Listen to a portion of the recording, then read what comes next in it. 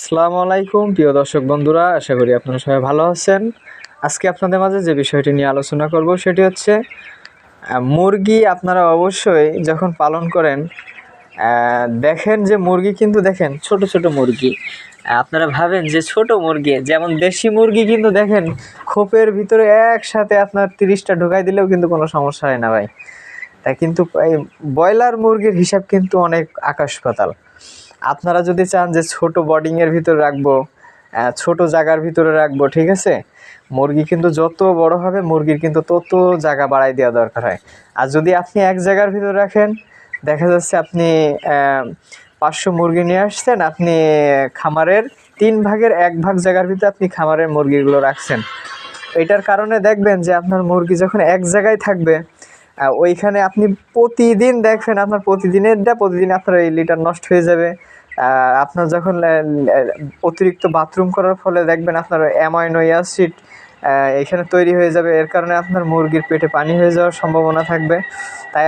তাই আপনারা অবশ্যই এদিকে সতর্ক হবেন যে মুরগি যত বাড়বে আপনারা চেষ্টা করবেন যে মুরগি একটু ফাঁকা ফাঁকা রাখার।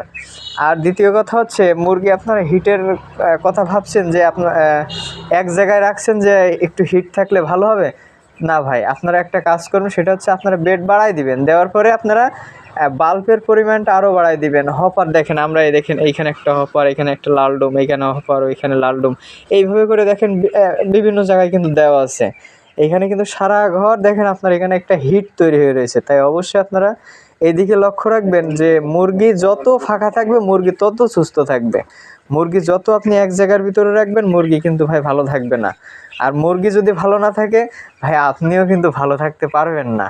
তাই অবশ্যই মুরগি যদি চাষ করতে চান আপনারা চাষ করার মতন করবেন। আর নিয়মকানুন যদি আপনারা না জেনে থাকেন তারা অবশ্যই আমার সাথে যোগাযোগ করবেন। ইনশাল্লাহ আপনাদের একটা ভালো সাজেস্ট আমি দেব। আর ভিডিওটি যদি ভালো লেগে থাকে তারা অবশ্যই চ্যানেলটি সাবস্ক্রাইব করে বেল আইকনটি বাজিয়ে পাশে থাকবেন। আর ভিডিও ছাড়ার সাথে সাথে আপনার কাছে আগে সর্বপ্রথম যাবে।